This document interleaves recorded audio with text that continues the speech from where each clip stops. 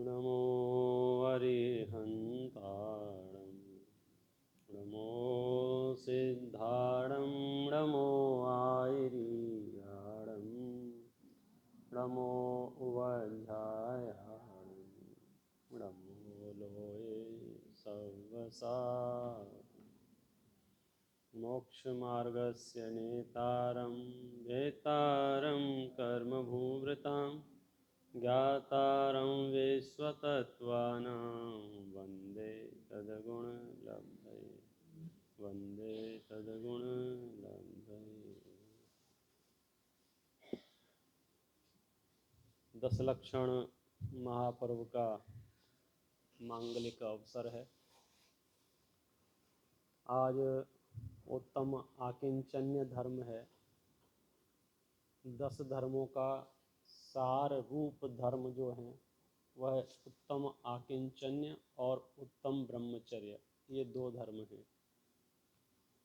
उत्तम आकिंचन्य धर्म की चर्चा हम शुरू करें उससे पहले कल हमने चर्चा की थी उत्तम त्याग धर्म की। उसका सार कौन बताएगा, उसकी समरी? उत्तम त्याग धर्म।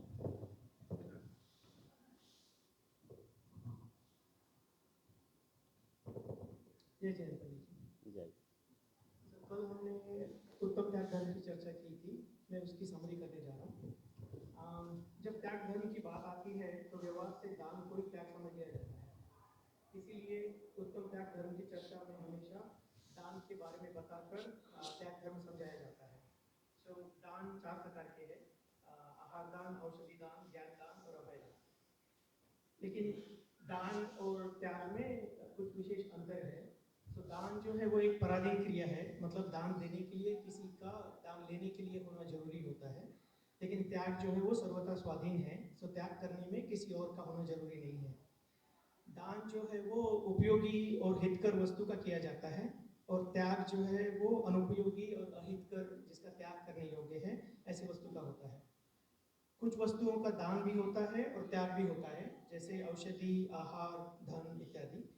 और कुछ वस्तुओं का सिर्फ दान हो सकता है, जैसे ज्ञान दान और अभय दान। तो इसमें आपने बताया था कि अभय दान जो है वो सब में श्रेष्ठ दान है। हमें अभय दान की विशेषता ये है कि ना हमसे किसी को भय लगे, ना हमको किसी से भय लगे, ऐसी अवस्था एक बात हो जाए तो उसमें कोई। और कुछ वस्तुओं का सिर्फ त्याग हो सकता है, जैसे राग, द्वेष, विकारी भाव, शरीर के हुए संयोग, रिश्ते। त्याग जो है, त्याग धर्म है और दान पुण्य। और त्याग जो है शुद्ध भाव है और दान शुभ भाव है।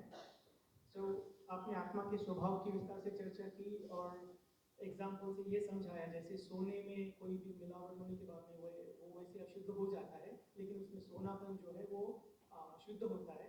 वैसे ही आत्मा आत्मा का स्वभाव वो शुद्ध है, तो उसमें कोई मिलावट हो नहीं सकती। इसके लिए आपने बताया था कि आत्मा की त्यागोपादान शून्य शक्ति, उसके बारे में, जिसका मतलब है कि ना उसमें कुछ घटाया जाता है, ना उसमें कुछ ग्रहण किया जाता है। तो इसलिए हमें ऐसे ही अपने आत्मा के स्वभाव को समझकर शुद्ध भाव, क्योंकि सब आत्मा जो है भगवान की हो या हमारी हो या किसी प्राणी की, किसी भी, सब आत्मा शुद्ध है। तो हमें सभी विकारी भावों को छोड़कर, उनका त्याग कर शुद्ध आत्मा के रूप में होकर मोक्ष हासिल करना चाहिए।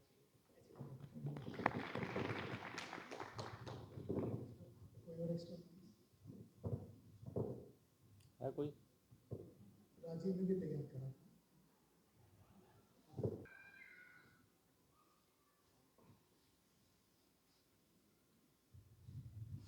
आज जो धर्म है उत्तम आकिंचन्य, बहुत ही महिमावंत है। स्वरूप का सीधे सीधे ज्ञान कराने वाला है। शब्द से ही स्पष्ट हो जाएगा पूरा मामला। शब्द है अकिंचन, अकिंचन से बना है आकिंचन्य। तो अकिंचन माने क्या होता है कि जिसका इस धरती पर कुछ भी नहीं है, उसका नाम है अकिंचन। आकिंचन्य धर्म के अंदर हमें ये समझना है कि मैं एक आत्मा हूँ इसके अलावा इस विश्व में एक परमाणु भी मेरा नहीं है। देखिए कुछ पंक्तियां पढ़ता हूँ। अब उत्तम आकिंचन्य धर्म के स्वरूप का वर्णन करते हैं। अपने ज्ञान दर्शनमय स्वरूप के बिना अन्य किंचन मात्र भी मेरा नहीं है। मैं किसी अन्य द्रव्य का नहीं हूँ। ऐसे अनुभव को आकिंचन्य धर्म कहते हैं। हे आत्मन, अपने आत्मा को देह से भिन्न, ज्ञानमय, अनुपम, स्पर्श रस गंध वर्ण रहित, अपने स्वाधीन ज्ञानानंद सुख से परिपूर्ण, परम अतीन्द्रिय, भय रहित अनुभव करो। यह देह है, वह मैं नहीं हूँ। देह तो रस, रक्त, हड्डी, मांस, चाममय, जड़, अचेतन है। मैं इस देह से अत्यंत भिन्न हूँ। ब्राह्मण, क्षत्रिय, वैश्य, शूद्र आदि जाति कुल देह के हैं, ये मेरे नहीं हैं। स्त्री, पुरुष, नपुंसक लिंग देह के हैं, मेरे नहीं हैं। यह गोरापना, सांवलापना, राजापना, रंकपना, स्वामीपना, सेवकपना, पंडितपना, मूर्खपना इत्यादि समस्त रचना कर्म के उदय जनित देह की है। मैं तो ज्ञायक हूँ। ये देह का संबंध मेरा स्वरूप नहीं है। मेरा स्वरूप तो अन्य द्रव्य की उपमा रहित अनुपम है। ठंडा गरम, नरम कठोर, रूखा चिकना, भारी हल्का, 8 प्रकार का स्पर्श है, वह हमारा स्वरूप नहीं है, पुद्गल का है। ये खट्टा मीठा कड़वा कसायला चिरपरा 5 प्रकार का रस, सुगंध दुर्गंध ये 2 प्रकार की गंध, काला पीला हरा सफ़ेद लाल ये 5 प्रकार का वर्ण मेरा स्वरूप नहीं है, पुद्गल का स्वरूप है। ये इसका आकिंचन्य धर्म का समझ लीजिए फंडामेंटल है कि मैं जो हूँ अपने आप को वह मान लूँ तो हो जाएगा आकिंचन्य धर्म। और उसमें रंच मात्र भी जरा सी भी कुछ मिलावट की तो वहाँ आकिंचन्य धर्म से रहितपना हो जाएगा। ये आकिंचन्य धर्म का अर्थ क्या है कि सर्व प्रकार के परिग्रह से रहित। सर्व प्रकार का परिग्रह से रहित का मतलब क्या होता है? क्योंकि आप ये समझ लीजिए, जिस जीव को जितना भी दुख है वर्तमान में, जितना भी दुख है, उसका एकमात्र आधार परिग्रह है। अब दुविधा वाली बात यह है, गृहस्थ जीवन है, श्रावक भूमिका है, बिना परिग्रह के भी काम नहीं चलता है, यथा योग्य परिग्रह चाहिए ही चाहिए। ये भी इस ग्रंथ में कहा गया है। और साथ में ये भी कहा गया है कि अति करने से कोई लाभ नहीं है। थोड़ा बहुत चाहिए और अति करने से लाभ नहीं है। एक तो हो गई ये शरणान योग की दृष्टि से जीवन में बैलेंस। अब बात आ गई मान्यता की। तो मान्यता की ओर से बात करेंगे तो 24 प्रकार के परिग्रह के जो भेद हैं, 24 प्रकार के जो परिग्रह कहे गए हैं, उनमें से 14 तो अंतरंग परिग्रह हैं और 10 बहिरंग परिग्रह हैं। और हमारा अधिकांश ध्यान बहिरंग परिग्रह की ओर जाता है। हम अधिकांश समय ऐसा महसूस करते हैं कि अपने पास क्या परिग्रह है, कुछ भी नहीं है। ले दे के एक मकान है, 1-2 गाड़ियां हैं, थोड़े बहुत पैसे हैं, तो ऐसा लगता है अपने पास तो कुछ भी परिग्रह नहीं है। और जिनके पास 10-20 मकान हैं उनके पास ज़्यादा परिग्रह है। अगर इस न्याय से हम बात करेंगे तो फिर त्रेंच गति के जीव तो पूरी तरह से अपरिग्रही कहलाएंगे। क्योंकि गाय के पास, गधे के पास, घोड़े के पास, बंदर के पास तो एक मकान 2 गाड़ियां भी नहीं है, एक मोबाइल फ़ोन भी नहीं है उसके पास। तो वहाँ तो रंच मात्र भी बाह्य सामग्री नहीं है। तो बिल्कुल बाह्य सामग्री नहीं होने पर भी बोलो वे परिग्रही हैं या नहीं हैं? सभी 1 इंद्री, 2 इंद्री, 3 इंद्री, 4 इंद्री, असंगी पंचेंद्री समस्त नारकियों के पास क्या है बोलो? एक रूमाल तक नहीं है, फिर भी उनके तीव्र परिग्रह कहा गया है।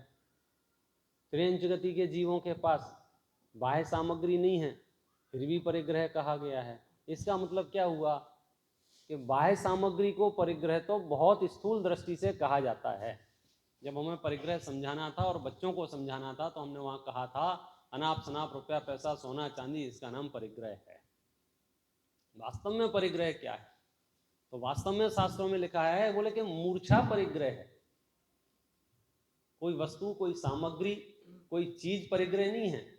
किसी वस्तु, किसी सामग्री, किसी के प्रति जो मूर्छा भाव है, ये मूर्छा क्या है?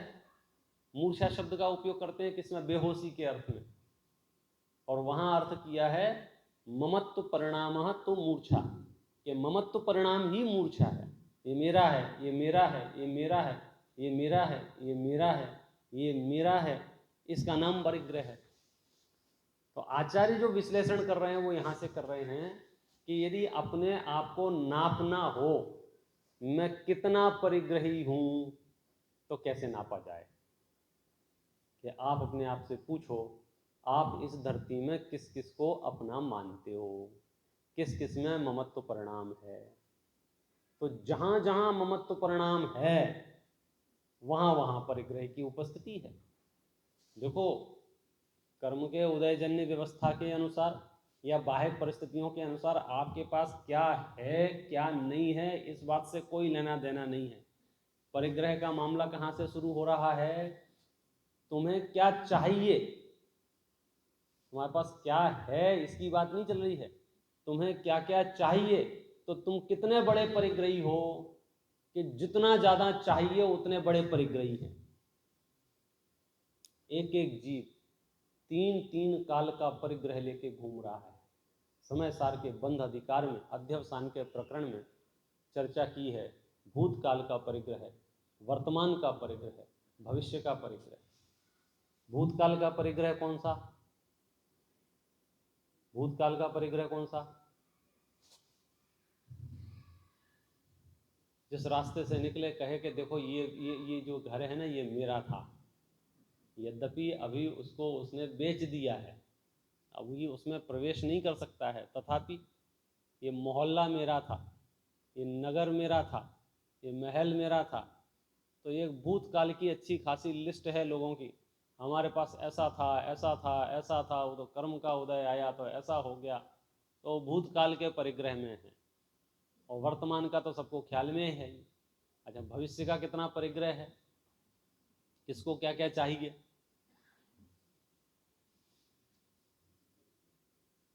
किसको क्या क्या चाहिए, इस बात का विश्लेषण किया जाए तो बोलो क्या जवाब आएगा? आत्मानुशासन में गुणभद्राचार्य तो कहते हैं, आशा गर्ता प्रति प्राणी यस्मिन विश्व मणुपमम। एक एक जीव का आशा रूपी गड्ढा इतना बड़ा है, इतना बड़ा है कि उन्हें पूरा विश्व भी मिल जाए तो अणु के समान। कस्य किम कियदा याति वृथा वो विशेषता, किसके हिस्से में कितना आएगा जरा सोचो। इसलिए वो इच्छा ही वृथा है। लेकिन हम तो यहाँ परिग्रह का विश्लेषण कर रहे हैं, तो कैसे तय होगा कि हमें उस चीज का परिग्रह है कि नहीं है? तुम रोड पर खड़े हो कि हाँ खड़े हैं, सामने से एक गाड़ी गई, हाँ, और तुम्हारे मन में आया ये गाड़ी मेरे पास होनी चाहिए, बस हो गया परिग्रह। क्यों? क्योंकि तुम्हें उस वस्तु से ममत्व परिणाम हुआ, और मूर्छा ही परिग्रह है। वस्तु होना नहीं होना इसका कोई आधार नहीं है, असली परिग्रह तो परिणामों में है। इसीलिए तो आप इसकी बात की गहराई से विचार करो। जिसके पास 6 खंड है, 6 खंड का अधिपति है भरत चक्रवर्ती, उसके बाद भी गीत गाए जा रहे हैं, भरत जी घर ही में बैरागी। लो भैया, कौन है भरत जी? 6 खंड के मालिक। राशन कार्ड देखा तो इतना बड़ा, अब 96,000 नाम लिखेंगे तो राशन कार्ड कितना बड़ा होगा?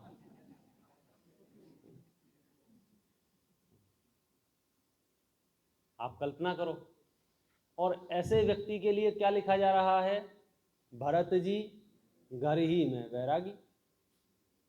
तो बोलो भरत जी के पास परिग्रह है कि नहीं है, और है तो कितना है? सम्यक दृष्टि के चश्मे से देखोगे तो जवाब आएगा कि भरत जी को तो परमाणु मात्र भी परिग्रह नहीं है। क्या बात कर रहे हो, तुमने भरत को देखा नहीं है?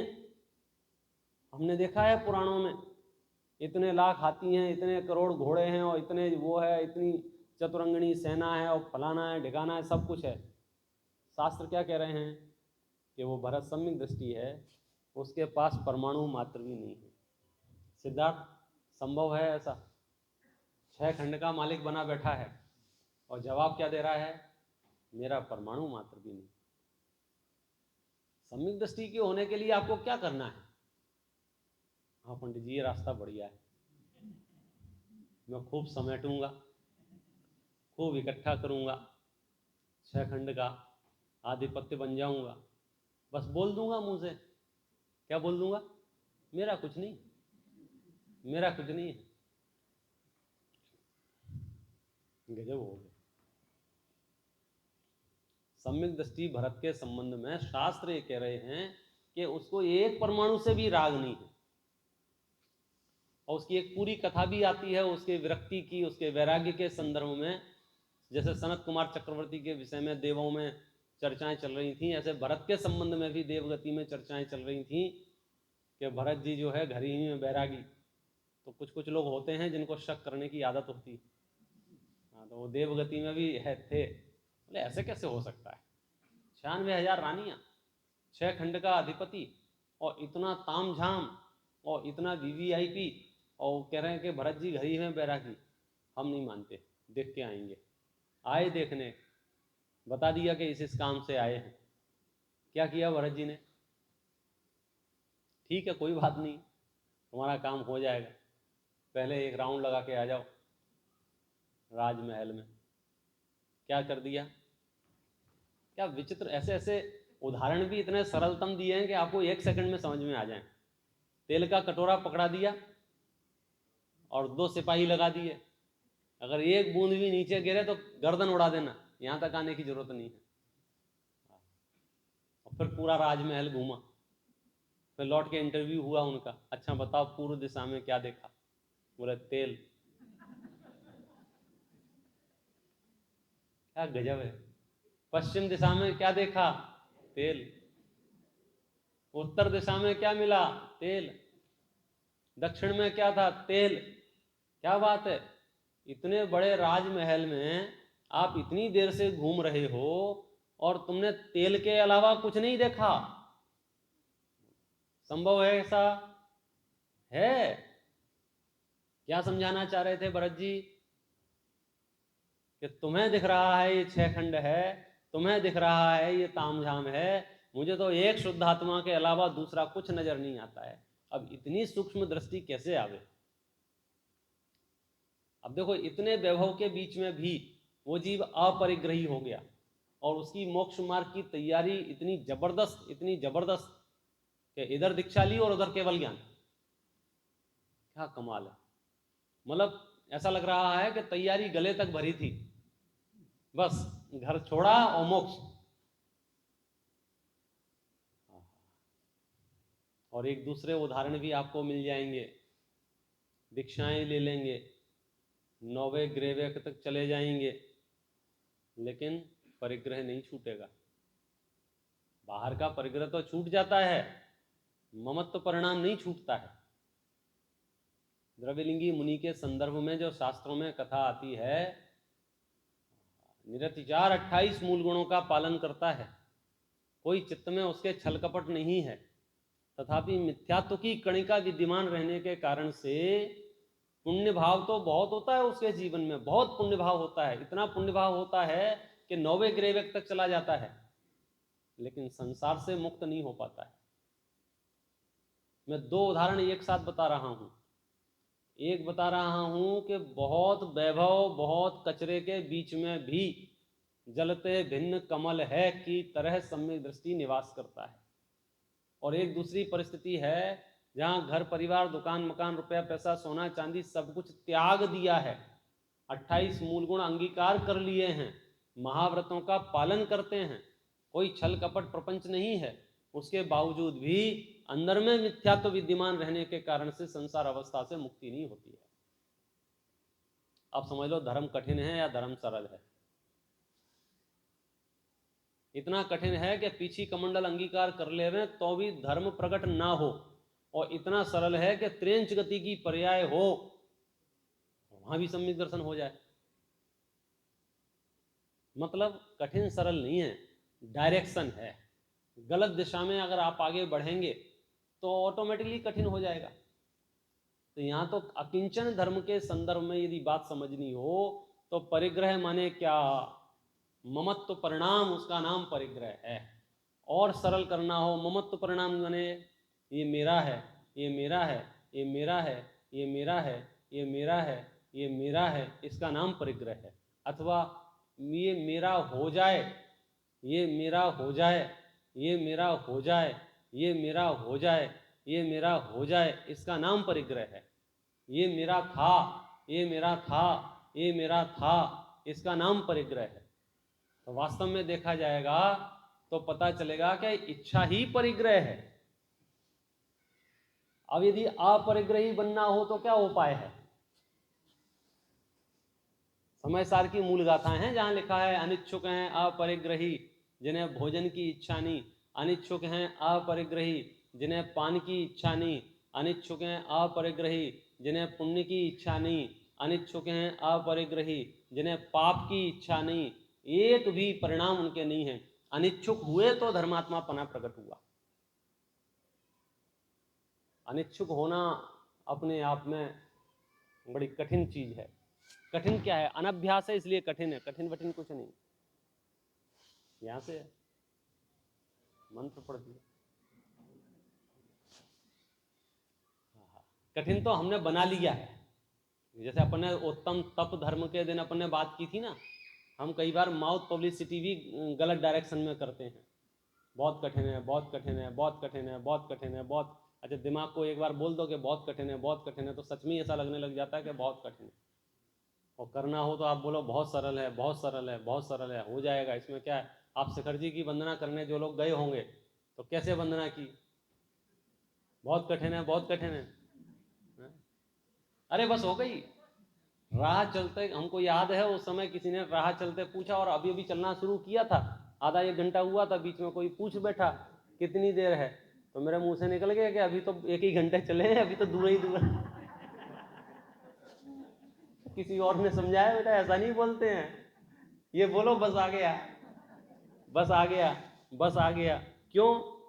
क्योंकि चित्त ने अगर ये मान लिया कि कठिन है तो हो सकता है वो वापसी डाल देगा वहां से कि अब हमसे नहीं होगा। और चित्त ने ये कहा कि बस थोड़ा सा रह गया है, बस थोड़ा सा रह गया, तो बहुत सरल हो जाता है।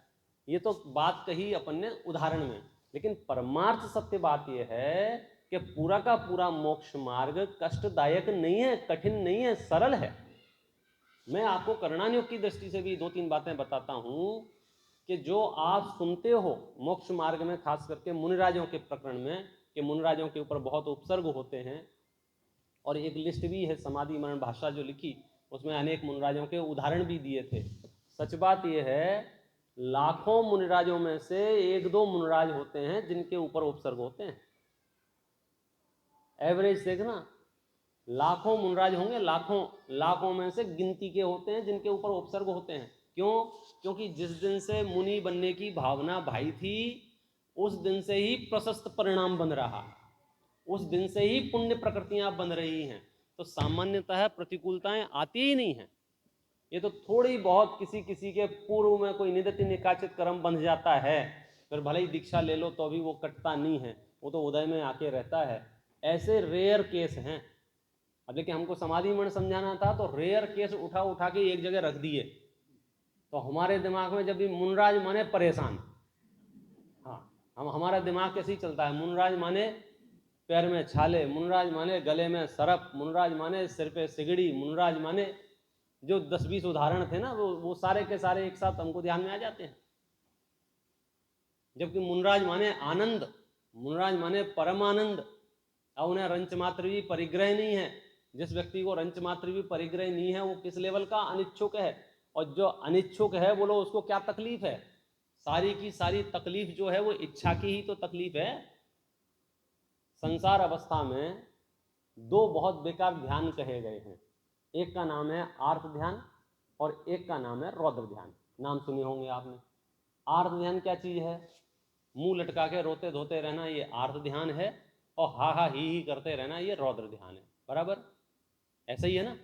आर्त ध्यान वियोग रूप है, आर्त ध्यान शोक रूप है, आर्त ध्यान में परिणाम संक्लेशित दिखते हैं, ऐसा लगता है कि बेचारा दुखी है। रौद्र ध्यान में है तो दुखी लेकिन लगता नहीं है।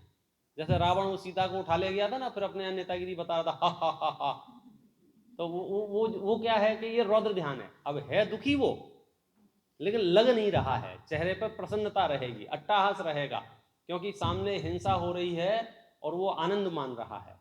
वो झूठ बोलेगा आनंद मानेगा, चोरी करेगा आनंद मानेगा, परिग्रह लाएगा आनंद मानेगा। तो है वो दुखी लेकिन दिखेगा सुखी। तो दो ध्यान संसार घूमने के लिए पर्याप्त हैं, आर्त ध्यान और रौद्र ध्यान। लिखे भी हैं परे मोक्ष हेतु। बाद के जो दो ध्यान हैं, धर्म ध्यान और शुक्ल ध्यान, वे मोक्ष के हेतु हैं। इसका मतलब क्या हुआ कि पहले के जो आर्त ध्यान रौद्र ध्यान है वे किसके हेतु हैं? वे संसार के हेतु हैं। आर्त ध्यान के कितने भेद किए हैं? 4 भेद किए हैं। कौन से? इष्ट वियोगज, अनिष्ट संयोगज, वेदनाजन्य और निदान। ये 4 प्रकार के आर्त ध्यान हैं। या तो जो कोई अपनी खास अच्छी वस्तु जिसे हम प्रिय समझते हैं, जिसे हम इष्ट समझते हैं, वो खो जाए तो वो जो परिणाम मलिन होते हैं, दुखी होते हैं, उसका नाम आर्त ध्यान है। अथवा जिसे हम गलत समझते हैं, बुरा समझते हैं, उसका संयोग हो जाए, उसका नाम आर्त ध्यान है। अथवा वेदनाजन्य, बीमारी हो गई, रोग हो गए, परेशानी हो गई, अब निरंतर एक ही ध्यान चल रहा है, कब ये दुख दूर हो जाए, कब ये दुख दूर हो जाए, कब ये दर्द बंद हो जाए, कब ये दर्द बंद हो जाए, कब ये दर्द, ये माला जपते रहना, ये क्या है? आर्त ध्यान है। और चौथा कौन सा है? निदान, जो सवेरे सवेरे उसकी मट्टी पलीद हो ही रही है मूलाचार में, बहुत बुरी चीज़ है। निदान माने बैठे बैठे सेक चिल्ली जैसे सपने देखते रहना, मैं रास्ते से जा रहा हूँ, 1 किलो सोने का ढेला मिल जाए, मज़ा आ जाएगा। ये सब गप्पाबाजी जो है, ये निदान वालों के कार्यक्रम है। अब तो लॉटरी खुल जाए, अब तो गाड़ी आ जाए, अब तो ऐसा हो जाए, ये सब निदान वाले हैं। तो ये महादुखी लोगों की बात कही, ये 4 प्रकार के। रौद्र ध्यान की क्या परिस्थिति है? रौद्र ध्यान में शकल थोड़ी सी रोती हुई नहीं है, क्योंकि वो आनंद रूप दिखती है, लेकिन है ये महादुखी। मुझे दूसरी बात समझानी थी। कौन सी? कि अब ये जो आर्त ध्यान है और ये जो रौद्र ध्यान है, ये आता कहाँ से है? होता किसको है ये आर्त ध्यान रौद्र ध्यान? तो जवाब आएगा जिसको परिग्रह है। परिग्रह माने इच्छा है। इच्छा है तो आर्त ध्यान है, इच्छा है तो रौद्र ध्यान है।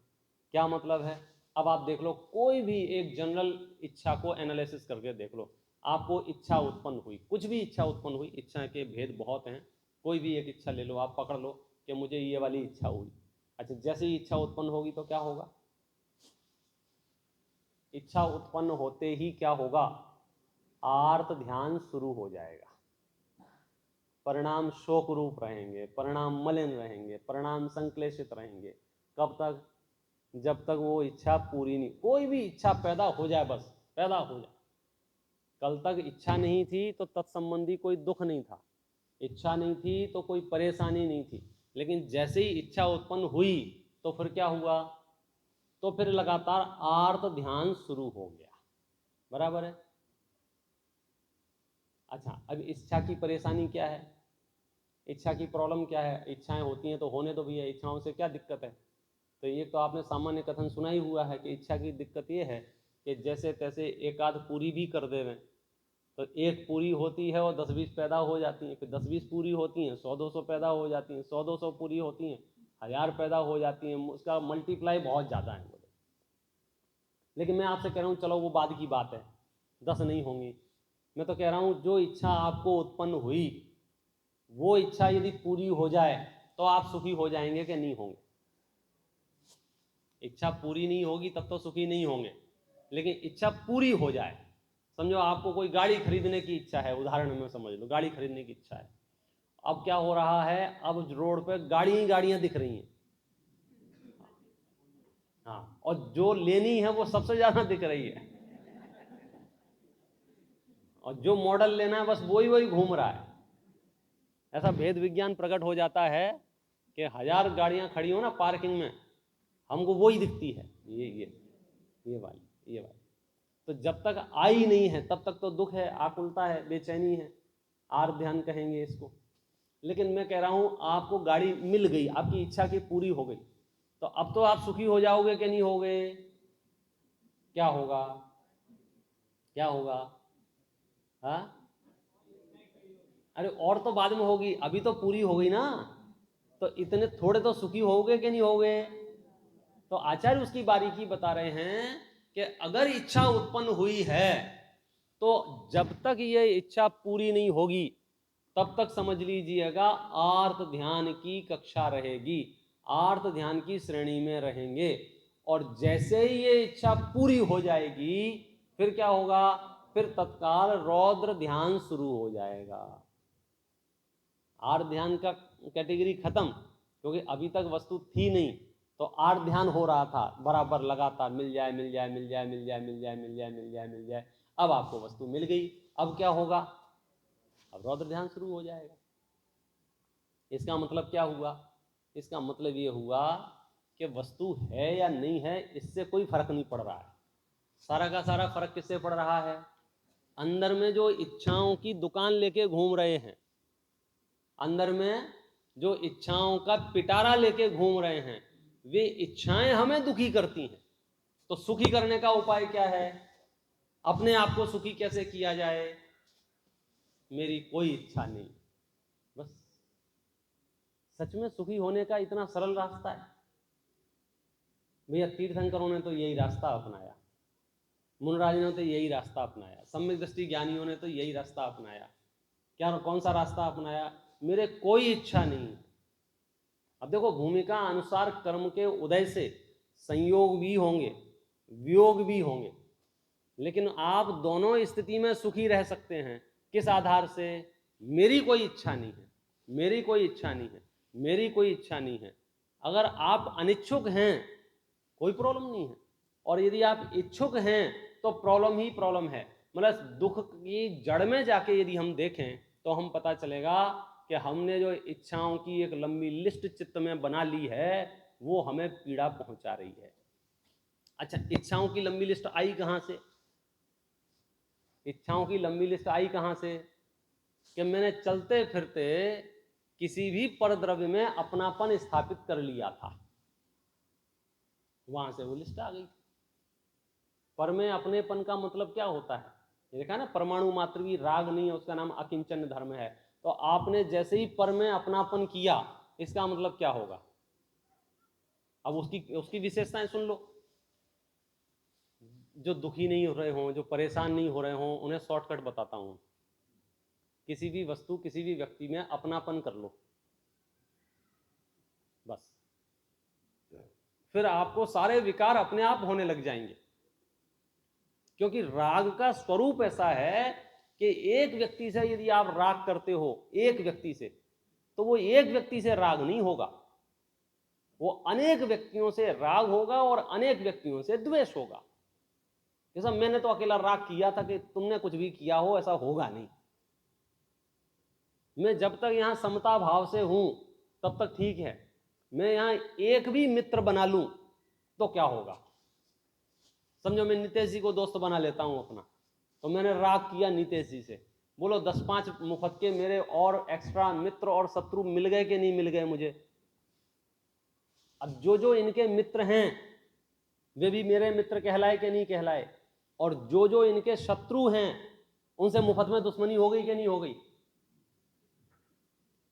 उनको मैं जानता भी नहीं हूं, मैंने उनका कोई अहित किया नहीं है, तथापि एक से दोस्ती करने पर, एक से राग करने पर अनेक से राग द्वेष होता है।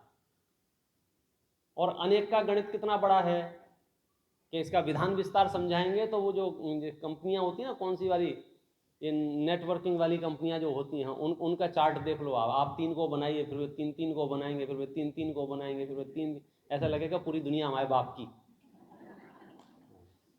तीसरे दिन तो मर्सिडीज अपने घर में।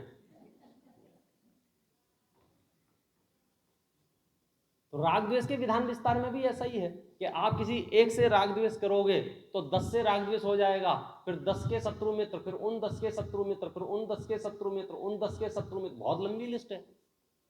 तो एक भी वस्तु से राग करने का मतलब है अनावश्यक रूप से अनेक वस्तुओं से राग द्वेष करना, एक पॉइंट। दूसरा पॉइंट यह है कि जब आप किसी वस्तु से राग करते हो तो अकेला राग नहीं कर सकते, क्रोध भी करना पड़ेगा, मान भी करना पड़ेगा, मायाचारी भी करनी पड़ेगी, लोभ भी करना पड़ेगा, हास्य रति अरति शोक भय सारे विकार करने पड़ेंगे। क्या बात कर रहे हो, ऐसा ही स्वरूप है।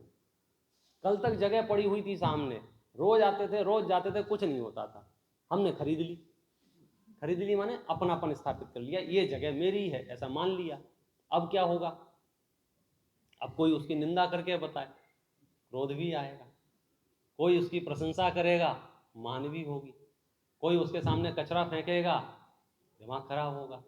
क्या हो रहा है, वस्तु कल भी वहां थी, आज भी वही है, कहाँ अंतर आया?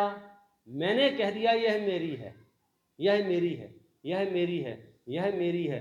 आपने पर में अपनापन किया, समझ लीजिए दुखी होने की शुरुआत हो गई। क्योंकि अपनापन करते ही वो राग कहते किसको? राग की डेफिनेशन क्या है?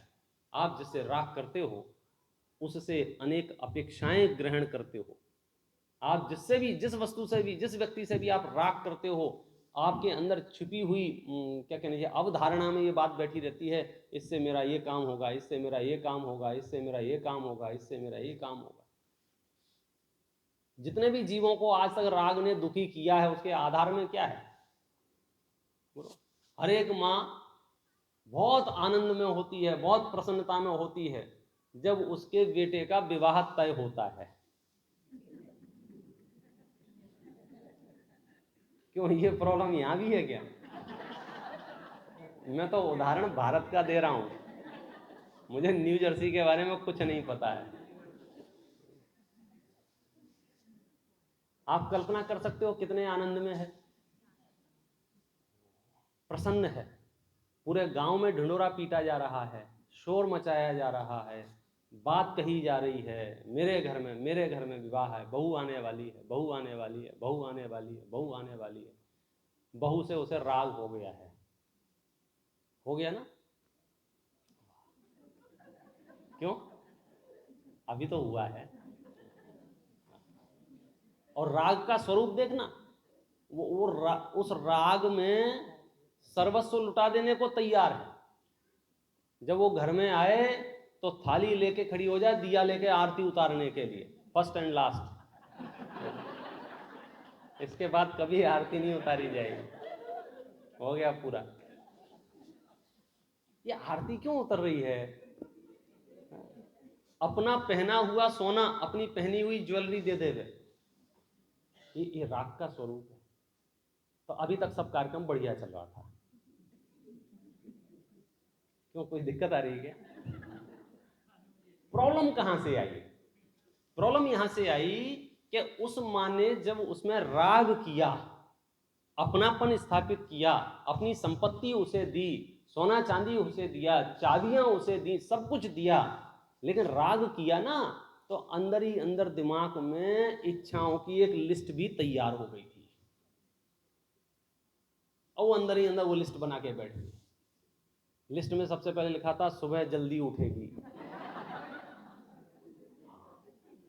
अब 4 बजे से देख रही है, दरवाजा नहीं खुला, दरवाजा नहीं खुला, दरवाजा नहीं खुला। 8 बज गए, चौकड़ी मार दी, गड़बड़ है तो कैंसल। हाँ, फिर लिख रखा था ब्रेकफास्ट मिलेगा, कैंसल। फिर लिखा था भोजन मिलेगा। ऐसे ही 10-20 क्रॉस लगे तो फिर माथा पकड़ गई, मेरी मति मारी गई थी।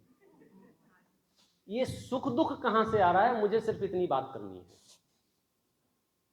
सामने वाला जैसा है वैसा है, वो कुछ नया नहीं कर रहा है, उसने जो सीखा है, समझा है, उसकी जो बुद्धि है, उसकी जो योग्यता है, उसकी जो समझ है, उसके अनुसार वो अपना जीवन जी रहा है। यहां एक क्षण वो है जब सोना उतार उतार के दे रही है, और एक क्षण वो आता है वो पछतावे में, मैंने जल्दबाजी में ज्यादा दे दिया, धीरे धीरे देती, गड़बड़ कर दी, मैंने ही होशियारी बता दी, 10 मौके आते थोड़ा थोड़ा देते रहते, एक बार में ही सब दे दिया। अब ये पछताना कहाँ से हो रहा है? संपत्ति दी है उसका दुख नहीं है, अंदर ही अंदर में जिस वस्तु से आप राग करते हो उससे कुछ अपेक्षाएं होती हैं, और जब ये अपेक्षाएं पूरी नहीं होती हैं तो दुख उपजता है। आप मोबाइल फ़ोन खरीद के लाते हो, क्या के लिए लाते हो? कि दिमाग में 100 अपेक्षाएं होती हैं, इस पर बात हो जाएगी, इस पर फोटो खींच जाएगा, इस पर ऐसा हो जाएगा, इस पर वैसा, और जैसे ही वो नखरे बताता है आपका दिमाग गर्म होता है, आप ऐसे ऐसे करो, आगे ही नहीं बढ़ रहा है, उंगली घिस गई, आगे नहीं जा रहा है वो। तो जहां जहां राग है, जहां जहां पर वस्तु से अपनापन है, वहां वहां इच्छाओं का एक पूरा गुब्बारा तैयार हो जाता है, और वो इच्छाओं का गुब्बारा आपको दुखी करता है। तो आप तो सुखी होने का रास्ता बताओ। उत्तम आकिंचन्य धर्म है, एक बार दिल से घोषणा कर दो, इस धरती पर परमाणु मात्र भी मेरा नहीं है, विषय समाप्त, विषय समाप्त। दुख इस बात का नहीं होता है कोई मेरी सहायता नहीं कर रहा है, दुख इस बात का हो रहा है मेरे अपने मेरी सहायता नहीं कर रहे हैं। तो ये जो बीच में आपने शब्द लगा दिया ना, मेरे अपने, वो किससे पूछ के लगाया ये बताओ? तो वो प्रॉब्लम जो है वो अपनापन है। आपने अपने बेटे से कहा बेटा पानी ले आओ, नहीं लाया। राह चलते किसी बच्चे से कहा पानी ले आओ, नहीं लाया। दोनों बेटे पानी नहीं लाए, गुस्सा जाना किस पे आएगा? क्यों? हरकतें तो दोनों की एक जैसी है ना। एक से राग है, राग है मतलब अपेक्षाएं, चाहे वो जड़ वस्तु हो चाहे वो चेतन वस्तु हो, राग का मतलब ही होता है इच्छाओं की एक लंबी लिस्ट। शरीर से राग है तो शरीर से बहुत अपेक्षाएं हैं हमें, संयोगों से राग है, संयोगों से बहुत अपेक्षाएं हैं। घर दुकान मकान रुपया पैसा सोना चांदी, इस धरती पर जितने भी पदार्थ हैं सब में अपनापन स्थापित कर लिया है, इसलिए हम हर पल हर क्षण बेचैन रहते हैं। सुखी होने का शॉर्टकट, ये मेरा नहीं है, ये मेरा नहीं है, ये मेरा नहीं है। आप घोषणा कर दो, दुनिया की कोई ताकत आपको दुखी नहीं कर सकती। जिस मकान में आग लग रही है वो मकान मेरा नहीं है, इतना घोषणा कर दो आप, फिर क्या समस्या है? 6-6 महीने जंगलों में आग लगती रहती है, किसका दिमाग गर्म होता है? मेरा कुछ नहीं जल रहा हो। दिक्कत कहाँ होती है? मेरा तो नुकसान नहीं हो रहा है। तो आचार्य वही तो विश्लेषण करके बता रहे हैं कि पहले तुम तय कर लो कि तुम्हारा है क्या, पेट खोलो अपना, तुम्हारा है क्या? कि साहब मेरा तो परमाणु मात्र भी नहीं है, तो फिर क्यों दिमाग गर्म कर रहे हो अपना?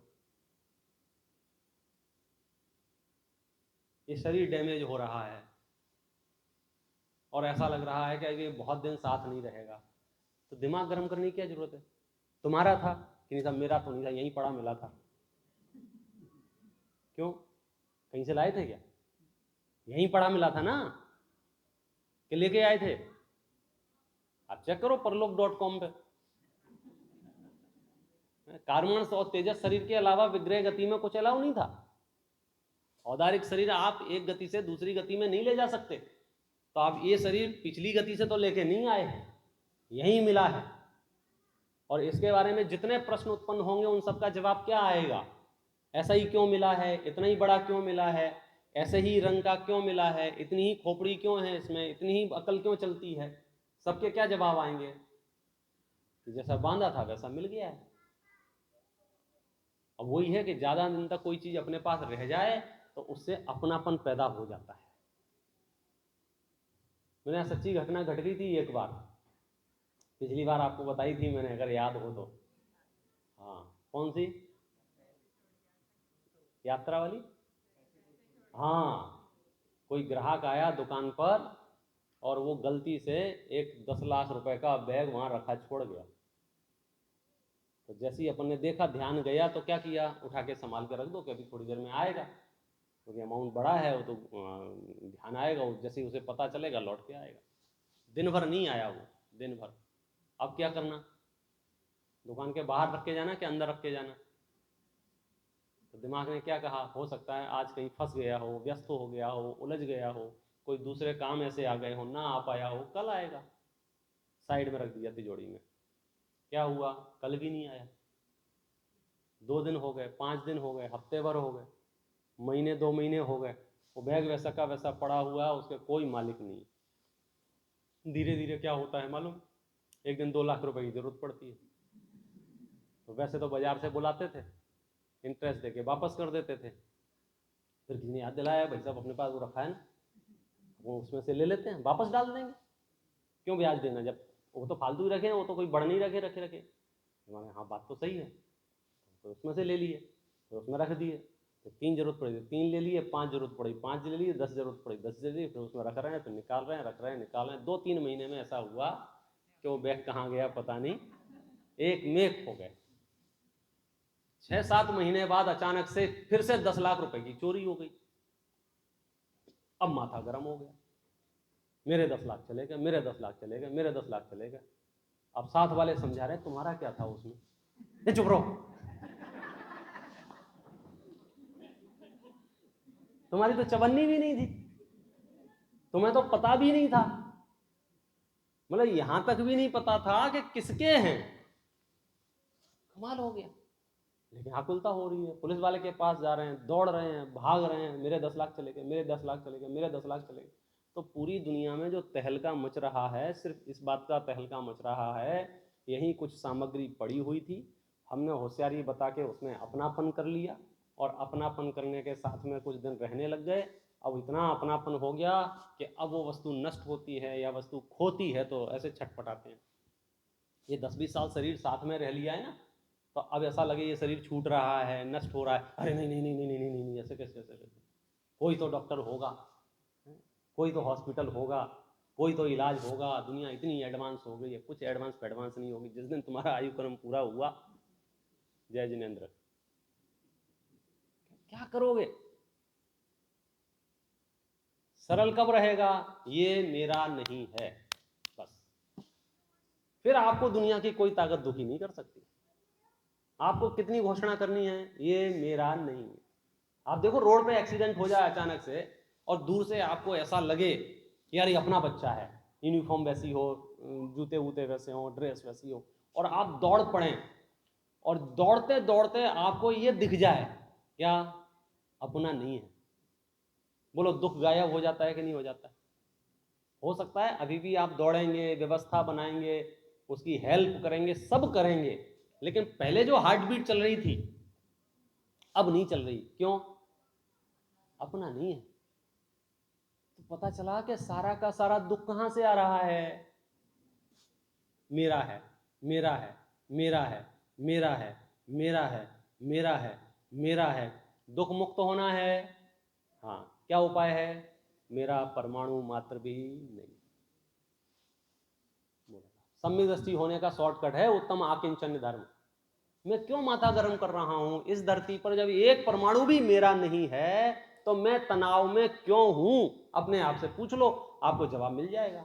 और जैसे ही आपने कहा कि ये मेरा नहीं है, जो मेरा नहीं है वह नष्ट हो जाए, छिद जाए, भिद जाए, चला जाए, खो जाए, मिल जाए, बोलो क्या फर्क पड़ने वाला है? आपको पता है अंबानी के यहाँ 200 करोड़ रुपया कम हो गए हैं, आप कहोगे हमको क्या फर्क पड़ रहा है? 400 करोड़ बढ़ गए हैं तो हमको क्या फर्क पड़ रहा है? क्योंकि अपना नहीं है ना।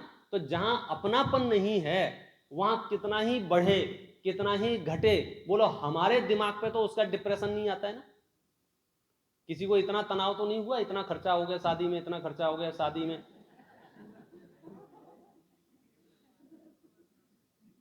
और इतना तो गाने वाले को दे दिया, इतना नाचने वाले को दे दिया, इतना इसको दे दिया, इतना उसको दे दिया, कितना खर्चा कर दिया, कितना खर्चा कर दिया। किसी को तनाव हुआ? क्यों? अपने बाप का क्या? मतलब जो मेरा नहीं है वहां कुछ भी होता रहे, आपको रंच मात्र भी दुख नहीं होता है। इससे क्या रहस्य सामने आया कि यदि मैं सुखी होना चाहता हूं, मैं इस धरती पर किसी भी परमाणु मात्र में अपनापन स्थापित ना करूं तो मुझे कोई दुखी नहीं कर सकता है। फिर आप सामायिक करो, फिर संयोगों का क्या होगा कि वो आज तक हुआ वो ही होगा। जितने मेरे उदय में होंगे वो पड़े रहेंगे, जो उदय में नहीं होंगे गायब हो जाएंगे। फिर कोई छीन लेगा, कोई लड़ लेगा, कोई भिड़ लेगा, कोई कोर्ट कचहरी से ले लेगा, कोई सीधे ले लेगा, कोई बंदूक रख के ले जाएगा, कोई हाथ जोड़ के ले जाएगा। तरीके कुछ भी हो सकते हैं। जितना धन आपके पास कर्म के उदय से आज है, कल उतना रहेगा कि नहीं रहेगा? कि धन के क्षेत्र से क्षेत्रांतर का काल आएगा, वो चला जाएगा, आप उसको नहीं रोक सकते। 1 सेकंड में चला जाएगा, 1 सेकंड में।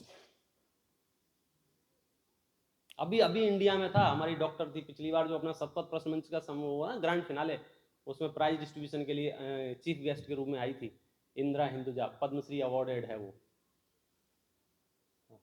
किसी ने फोन पे बोल दिया कि मैंने आपको कुछ पैसे गलती से आपके अकाउंट में चले गए हैं, प्लीज आप OTP बता दीजिए तो मेरे पैसे वापस आ जाएंगे।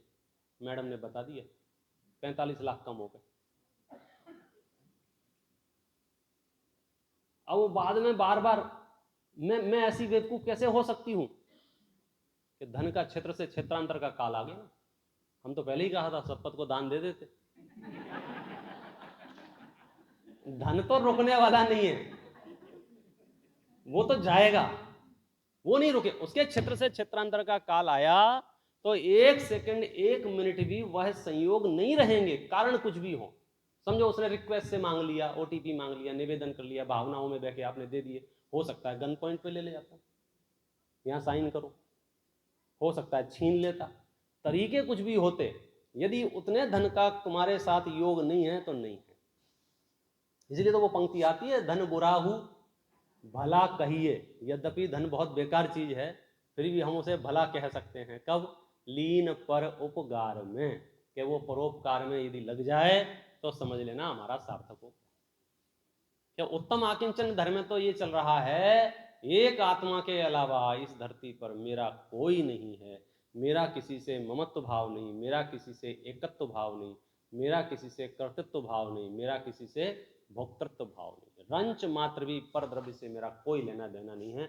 आप फिर तमाशा देखो पूरी दुनिया में, केली करें शिव मार्ग में जग माहे जिनेश्वर के लघु नंदन। मोक्ष मार्ग में सम्यक दृष्टि आनंद करते हैं, आनंद करते हैं। कल अपन ने बात की थी थोड़े, सनत कुमार चक्रवर्ती कोड़ हो गया पूरे शरीर में, कोड़ हो गया, और कितने दिन तक? 700 वर्ष तक।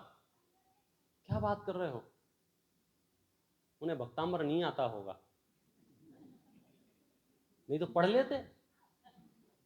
हमारा दिमाग इससे ज्यादा चलता ही नहीं है। हम ये मानने को तैयार नहीं है कि भाई साहब 148 कर्म प्रकृतियां हैं, जिस जीव ने जिस विधि से जिस तरीके से जो प्रकृतियां बांधी हैं उनको वैसा उदय आता है और उनको भोगना पड़ता है।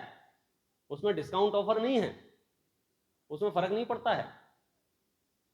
और गजब तो बात यह है कि तुम्हें जो कोड़ कोड़ दिख रहा है, मुनराज सनत कुमार चक्रवर्ती कहते हैं मैं तो रोगी हूं ही नहीं। क्यों? शरीर मेरा है ही नहीं। तो जो मेरा नहीं है वह रोगी रहे कि निरोगी रहे कि खूबसूरत रहे कि बेकार रहे कि कुछ भी रहे, बोलो मुझे क्या फर्क पड़ने वाला है। लेकिन फर्क पड़ रहा है। क्यों? क्योंकि मैंने अपनापन स्थापित कर लिया है। तन उपजत अपनी उपज जान, तन नशत आपको नाशमान। देखो मेरा स्वभाव तो परिपूर्ण सुख है, मेरा स्वभाव तो सुख से परिपूर्ण है, परंतु यहाँ कर्म के अधीन दुखों से व्याप्त हो रहा हूं। मेरा स्वरूप इंद्रिय रहित अतीन्द्रिय है, इंद्रियां पुद्गलमय कर्म द्वारा की हुई हैं। मैं समस्त भय रहित, अविनाशी, अखंड, आदि अंत रहित शुद्ध ज्ञान स्वभाव हूं। परंतु अनादिकाल से जैसे स्वर्ण तथा पाषाण मिला हुआ है, उसी तरह क्षीर नीर के समान कर्मों से अनादिकाल से मिला हुआ चला आ रहा हूँ। मिथ्यात्व नाम के कर्म के उदय से अपने स्वरूप के ज्ञान से रहित होकर देहादि पर द्रव्यों का अपना स्वरूप जानकर अनंत काल से मैंने परिभ्रमण किया है। अब कोई आवरण आदि के किंचित दूर होने से श्री गुरुओं के द्वारा उपदेशित परमागम के प्रसाद से तथा परमे स्वरूप का ज्ञान हुआ है। बोला अब कोई सौभाग्य जगह है कि तीर्थंकरों की वाणी का सार मुझे मिल रहा है। कौन सा? कि ये शरीर आदि संयोग से मेरा कुछ लेना देना नहीं है। ये रहें ये ना रहें, ये बढ़िया रहें ये खराब रहें, मैं क्या करूँगा? मैं जान लूँगा। क्यों? मेरा स्वभाव तो जानने देखने वाला है, मेरा स्वभाव करने वाला नहीं। नहीं करें क्या? जैसी संगति में जीव रहता है बुद्धि वैसी की वैसी चलती है। समस्त जगह कर्तृत्व की भाषा चलती है ना, तो इसको ऐसा लगता है हाँ मैं करूँगा, मैं करूँगा। कितनी जगह देखो एक प्रकरण है इसमें 183 नंबर के पेज पे। प्रत्यक्ष देखते हैं, हजारों अन्न अन्न करते मर जाते हैं, दरिद्री रंक होकर घर घर के दरवाजे पर फिरते हैं, दीनता दिखाते हैं, फिर भी उनकी ओर कोई नहीं देखता, कोई उनकी सुनता नहीं है। यह सभी पूर्व जन्मों में धन से तीव्र ममता बांधकर कृपण होकर धन संग्रह किया था, उसका फल है। तुम्हारे पास वैभव, संपदा, स्वर्ण चांदी आदि हैं तथा रसों से सहित भोजन, शीलवंती रूपवंती राग रस भरी स्त्रियों का मिलन, आज्ञाकारी प्रवीण सुपुत्र, हित में सावधान कार्य साधक चतुर सेवक, बहुत लंबे चौड़े ऊंचे महलों में मकानों में निवास इत्यादि सामग्री पाई है। वह पूर्व जन्म में कोई दान दिया था, उसका फल है। दान के प्रभाव से भोग भूमि में जन्म, स्वर्गों के विमानों का स्वामी पना होता है इत्यादि चर्चा है। खास बात, तुम्हारा विचार ऐसा है, सुनना तुम्हारा विचार कैसा है। यह लक्ष्मी हमारी है। किसकी है? हमारी। हमारे कुल में चली आ रही है। हम बुद्धिहीन नहीं हैं जो हमारी लक्ष्मी नष्ट हो जाएगी। जो मूर्ख बुद्धिहीन होकर भूलें करते हुए चलते हैं, उनकी संपत्ति नष्ट हो जाती है। ऐसा तुम्हारा भ्रम है। वह मिथ्या दर्शन के उदय के जोर से बड़ा भ्रम है। अनंतानुबंधी कषाय के उदय से अभिमान है। वह थोड़े ही दिनों में नरक का नारकी बना देगा। बहुत आरंभ बहुत परिग्रह नरकाश्रय, नरक गति के बंध का कारण है। 24 घंटे एक ही माला जपे जा रहे हैं, और हो जाए और हो जाए और हो जाए और हो जाए और हो जाए। देखो मैं फिर से कह रहा हूं, तुमने कितना कर्म बांध रखा है और कितना हो जाए उससे उतना फर्क नहीं पड़ रहा है, लेकिन उसके प्रति जो आसक्ति भाव आ रहा है उससे जीवन तहस नहस हो रहा है।